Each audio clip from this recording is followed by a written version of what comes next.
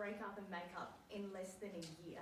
How can Australians really trust now that this is going to last while you two are the leaders?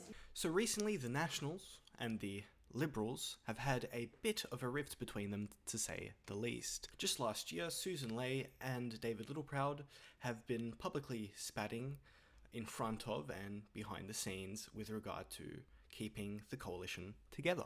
This follows a prior split that happened just last year in 2025 that lasted for a short period of time.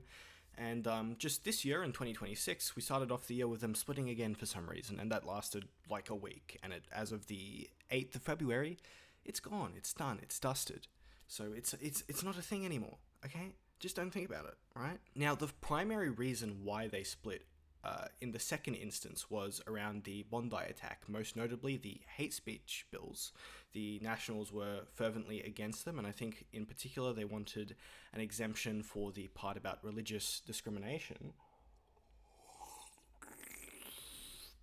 The Liberals did not want to budge on that, and basically you had a bunch of front benchers not voting with the party, and therefore they got eliminated from the front bench. In response, David Littleproud was like, hey, that's all right, we're leaving the coalition though, so you have to come to the table and negotiate with us.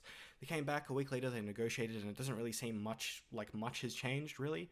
It just seems like they've come back together to not publicly, it almost felt like a thing that David Littleproud had to do because out of principle, and it's not something they wanted to do.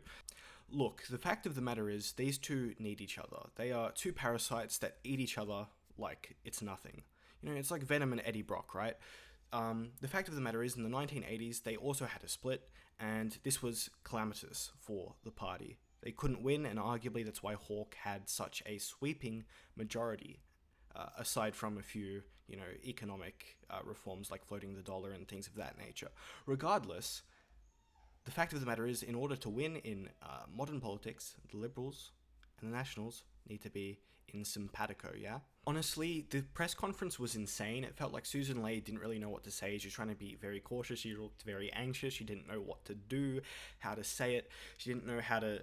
She definitely played it safe. She didn't really chastise Littleproud for anything. And on the other hand, I think Littleproud was a little unhinged, or as unhinged as a politician can be, right? He essentially said he stood by his cabinet and their decision to vote against the hate speech laws. He said they were rushed. He reiterated that. If the initial reason why you stepped away from the coalition, you still stand by it and you still abide by it, what's to stop, in 6 months, another contentious bill comes by? What's to stop that from happening again, another split?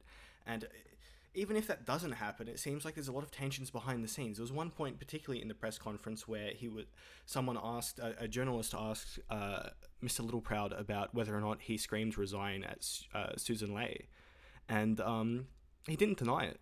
He didn't confirm it, but he didn't deny it. And both of them reiterated that people become passionate behind the scenes about their political ideas. So, lots of tension. Later resigned. No, I'm not going to get into personal conversations anyway. This was acted in the most professional way all the way through.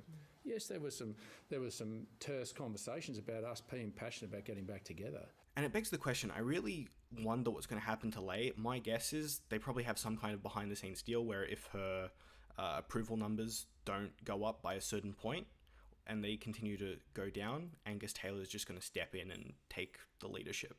It seems very notable. If there was a leadership spill very soon, I would be a bit shocked. I can see it happening maybe in the medium term, before the next election. That's definitely a possibility. But right now, I don't see Angus Taylor taking the leadership. I think Angus Taylor wants the more progressive wing of the Liberals to basically fail as much as they possibly can, so they don't really have much more. They want them to start at the bottom, so then when Taylor comes in, it's just going to get better and better and better. Even if, 6 months after Taylor's in the leadership, the Liberals aren't in a winning position for the election, at the very least he's won back the approval that Ley had, and won back a lot of the capital that was seemingly going to be lost by One Nation. Yeah, so just a lot of interesting developments today. On a Sunday as well, not a parliamentary sitting day or anything like that. It was a press conference. Expected news, sure, but interesting news, talkable news, most definitely. Thanks for watching, guys. If you want more content, remember to like, comment, and subscribe.